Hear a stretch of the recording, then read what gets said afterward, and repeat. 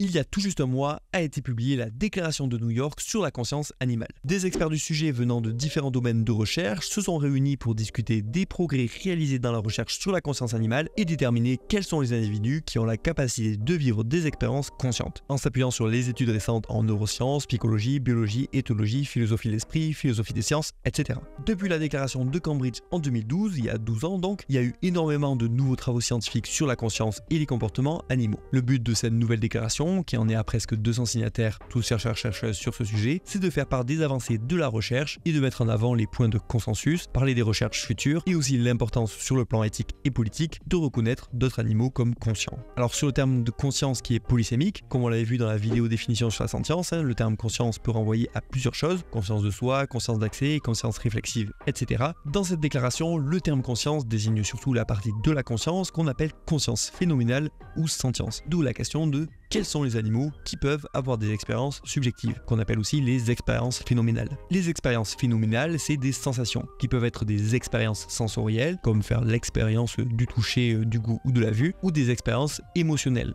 agréables ou désagréables, comme l'expérience de la douleur, du plaisir, mais aussi d'espoir ou de peur. Bon, il y a quand même des passages où le terme conscience est utilisé de manière plus large, avec par exemple des passages sur la conscience de soi de certains poissons et des couleuvres. Bref, quels sont les animaux qui ont la capacité d'avoir des expériences conscientes? Il reste encore de nombreuses incertitudes, mais il y a quand même certains points qui font aujourd'hui l'objet d'un certain consensus, et c'était un des objectifs de cette déclaration que de mettre en avant les données pour lesquelles on a aujourd'hui un large consensus scientifique. Déjà, pour avoir un point de comparaison, la déclaration de Cambridge en 2012 nous disait que l'humain n'est pas le seul à avoir une conscience et que l'absence de néocortex ne semble pas empêcher un organisme d'éprouver des états affectifs. Beaucoup d'animaux non humains ont des structures physiologiques suffisantes pour avoir des états conscients et des comportements non intentionnels, notamment l'ensemble des mammifères, des oiseaux et aussi de nombreuses autres espèces comme les pieuvres. Depuis ça, et en s'appuyant sur les nouvelles données, la déclaration de New York nous dit qu'on a aujourd'hui de plus en plus de preuves qui confirment la présence d'expériences conscientes, d'expériences subjectives chez un très grand nombre d'animaux. C'est le cas de tous les vertébrés, y compris les reptiles, les amphibiens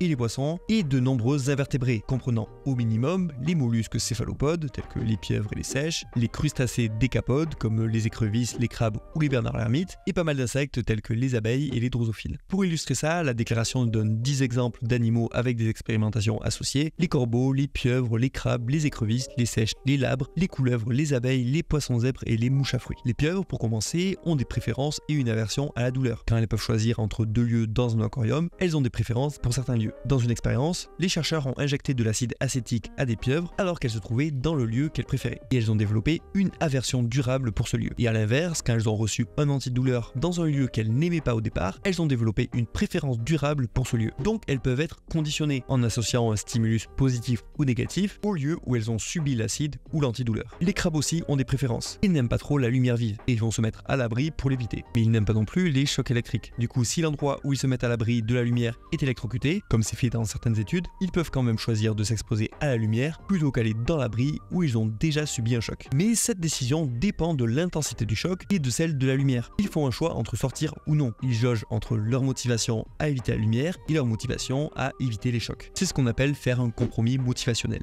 D'ailleurs, cette expérience, Lila en avait déjà parlé dans cette vidéo. Pas mal d'animaux peuvent se souvenir en détail d'événements spécifiques du passé, y compris de comment ils ont vécu ces événements, de l'endroit, de la date, et c'est notamment le cas des seiches, qui peuvent même se souvenir de la manière dont elles ont vécu un événement. Et alors que la plupart des recherches sur la conscience animale sont axées sur la douleur, des recherches récentes montrent de plus en plus des signes d'expérience positive. Par exemple, les abeilles montrent des signes de curiosité, et on peut voir certains bourdons jouer en faisant rouler des boules de bois, et pas juste comme un moyen de faire autre chose, mais bien parce qu'elles trouvent ça plaisant. Dernier exemple, le sommeil des mouches à fruits est perturbé par l'isolement social. Elles dorment mieux en présence d'autres mouches. Les objectifs de la déclaration, c'est premièrement de montrer qu'il y a un engouement autour de la recherche sur la conscience animale. Pas mal de personnes étudient aujourd'hui le sujet de manière rigoureuse et de nombreuses recherches de très bonne qualité ont fait avancer nos connaissances là-dessus. Les auteurs encouragent la poursuite de travaux sur le sujet et au soutien de ceux-ci de la part des scientifiques, des universitaires et des gouvernements. Un dernier objectif de cette déclaration, c'est d'encourager la réflexion sur le bien-être des animaux. Il n'y a pas de recommandations politiques spécifiques, d'ailleurs il est écrit que les signataires ont des opinions très diverses sur les questions éthiques et politiques. Le point d'accord ici, c'est qu'à partir du moment où il existe une possibilité non négligeable qu'un animal soit sentient, et donc qu'il puisse souffrir, alors cette possibilité doit être prise en compte politiquement. Et qu'il est irresponsable d'ignorer cette possibilité lorsqu'on prend des décisions qui les concernent. On doit prendre en compte les risques pour leur bien-être, et les décideurs politiques devraient prendre les mesures pour limiter les nuisances. Et il est donné l'exemple de la prise de décision relative à l'élevage de pieuvres, dont on a depuis un certain temps plus trop de doutes sur la sentience. Bon, ça rejoint ce qu'on disait dans la précédente vidéo. Le critère de la sentience est essentiel sur le plan éthique. Et d'ailleurs, là on a parlé des déclarations sur la conscience de Cambridge et de New York, mais du côté des philosophes de l'éthique, il existe aussi la déclaration de Montréal sur l'exploitation animale qui évoque la sentience des animaux pour dire qu'il faudrait qu'on arrête l'exploitation animale qui est injuste et qui cause des souffrances non nécessaires. Et qu'il faudrait du coup œuvrer à la disparition de l'exploitation animale en visant à la fermeture des abattoirs, la fin de la pêche et le développement de l'alimentation végétale. Et du côté des juristes, il y a aussi la déclaration de Toulon sur le statut juridique des animaux qui, là aussi, en réponse à la déclaration de Cambridge, vise à faire évoluer le statut juridique des animaux. Si vous voulez en savoir plus sur le sentientisme et connaître les arguments éthiques, je vous renvoie à cette dernière vidéo. Et si vous voulez en savoir plus sur la sentience, on a fait cette série de vidéos avec Lila et Victor sur ce qu'est la sentience, comment on détermine quels individus sont sentients, etc. Vous retrouverez le tout dans la playlist Sentience et Sentientisme. Et vous pouvez aussi aller voir sur le site sentience.pm qui compile les ressources essentielles sur le sujet. Voilà, partagez tous ces contenus pour faire connaître le terme de sentience et l'importance que ça a, éthiquement et politiquement, et abonnez-vous pour être informé des prochaines vidéos.